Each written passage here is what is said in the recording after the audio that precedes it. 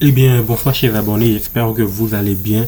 Alors de mon côté, il va très bien. Alors nous allons continuer avec ce qu'on avait commencé, ok? Et si voilà, vous venez en fait de nous découvrir, Impact Monde FX, voilà une chaîne ou bien un canal, voilà, qui vous permet d'apprendre de petites techniques pour pouvoir gagner de l'argent sur le trading de façon gratuite. Donc si vous ne vous êtes pas encore abonné, alors abonnez-vous pour pouvoir apprendre plus, voilà, du monde des finances ou bien du trading si vous êtes réellement intéressé et que vous n'avez pas en fait de gros moyens pour pouvoir suivre voilà, de réelles formations. Alors nous, notre objectif à Impact Monde FX, c'est d'impacter le monde à travers voilà, nos connaissances en accordant voilà, un volet voilà, beaucoup plus social, okay, en aidant plus de personnes à atteindre voilà, leur liberté financière, ce que nous faisons. Donc si vous êtes intéressé, alors abonnez-vous et suivez-nous voilà, dans nos vidéos, parce que dans chaque vidéo il y aurait en fait toujours quelque chose de plus intéressant que précédemment. Donc nous allons continuer avec ce qu'on avait commencé. On a eu à parler de la fois passée de l'offre et de la demande. On avait eu à parler de la cotation qui n'était juste que l'expression d'une monnaie en fonction d'une autre. Par exemple, 1 euro égale à 660, c'est une cotation. Ok, donc exprimer une monnaie en fonction d'une autre, on parle de cotation. On a eu maintenant à parler dans la vidéo précédente de l'offre et de la demande. Donc offre et la demande. Donc on a dit en fait que dans un marché, on a en fait des acheteurs et des vendeurs. On a des acheteurs et des vendeurs. Donc l'offre et de la demande. Donc ça veut dire quoi? Les acheteurs en fait demandent et les vendeurs offrent. Donc si dans un marché, il y a en fait plus de vendeurs, ok, plus de vendeurs qui proposent leurs produits, c'est-à-dire quoi, les offres, ok, qui proposent plus, c'est-à-dire le produit, l'offre est supérieure en fait à ce que les acheteurs demandent.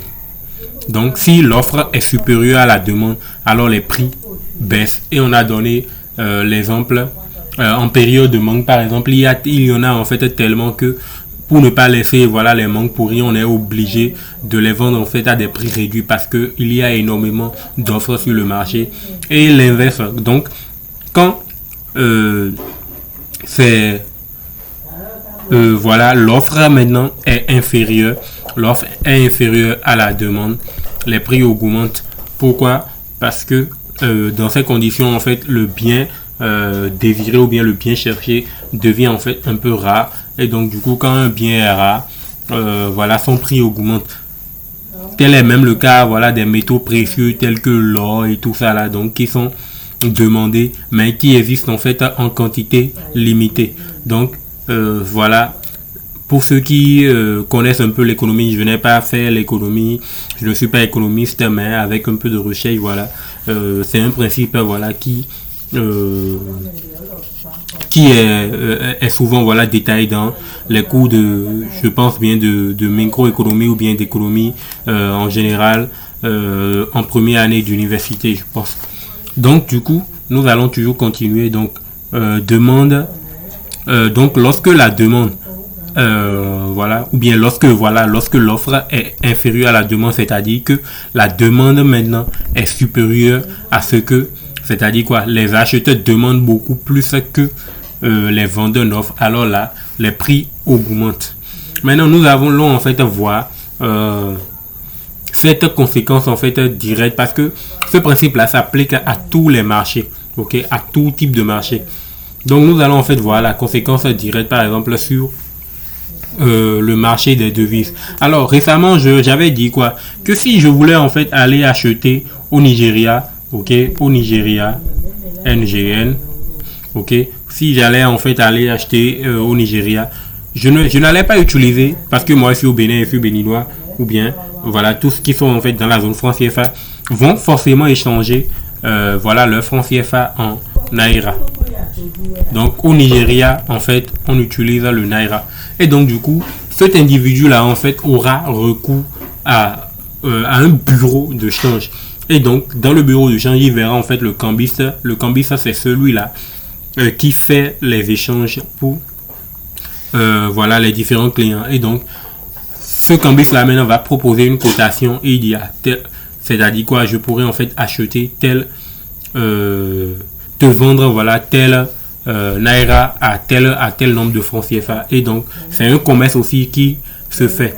Et donc du coup, étant donné que c'est un commerce de monnaie qui se fait, ok, le cambiste, lui, il a deux prix à proposer. C'est-à-dire quoi? Lui, il a un prix d'achat aussi. C'est-à-dire, il a un prix d'achat et un prix de vente. Donc, par exemple, ce n'est pas au prix, par exemple, où il va acheter 1 euro, ok, qu'il va en fait revendre. Parce que lui, il fait aussi ce business-là pour pouvoir espérer un profit. Ok, donc ce n'est pas au prix où il va acheter 1 euro qu'il va revendre. Peut-être qu'il peut acheter 1 euro chez un client à 640 francs. Et pour quelqu'un, voilà, à qui il veut vendre 16 euros, il pourrait maintenant le vendre à peut-être à 660 francs et se faire une marge de 20 francs. Mais on ne va même pas encore dans ce sens-là. On a parlé du principe de l'offre et de la demande.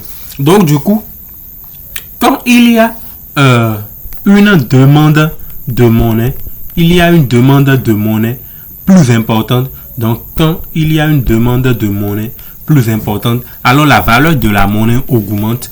Et quand il y a une offre de monnaie plus importante aussi, la valeur de la monnaie baisse. J'espère que c'est un peu compris. Si c'est toujours pas compris, alors je vous conseillerais voilà de poser des questions dans les commentaires et j'y répondrai en fait beaucoup plus voilà simplement. Donc du coup, quand une offre de monnaie quand voilà une monnaie est fortement demandée, ok, il y a son prix et sa valeur augmente. Mais quand une monnaie est moins demandée, sa valeur baisse. Et dans une autre vidéo, nous allons en fait expliquer pourquoi le franc CFA ne prend pas ne prend pas de la valeur, quand bien même la plupart des ressources naturelles qui sont utilisées dans le monde entier sont importées chez nous. Nous allons expliquer pourquoi voilà ce franc CFA là voilà n'augmente pas en valeur. Donc du coup, il y a ce que nous appelons la balance commerciale. Je l'ai dit qu'on va expliquer ça voilà dans la prochaine vidéo. Donc on l'explique rapidement. Quand même, lorsqu'on sera en train d'évoluer, on va encore mieux en parler. Alors la balance commerciale, c'est en fait la différence entre les importations et les exportations. C'est la différence, c'est-à-dire quoi? On fait une soustraction entre importation et exportation. Donc, dans un pays, par exemple, dans mon pays, le Bénin, ok, si on fait plus d'importation que d'exportation, c'est-à-dire quoi? Si importation moins exportation, ok, supérieur à 0, ok, si importation moins exportation supérieure à 0, ça veut dire quoi? Que on importe beaucoup plus qu'on exporte de produits. Et donc, par conséquent, on aurait en fait une balance commerciale. Dans ce cas, quand on parle de balance commerciale excédentaire. Ok? Je dis excédentaire. Quand un pays importe plus qu'il voilà, n'exporte, ok? On parle de balance commerciale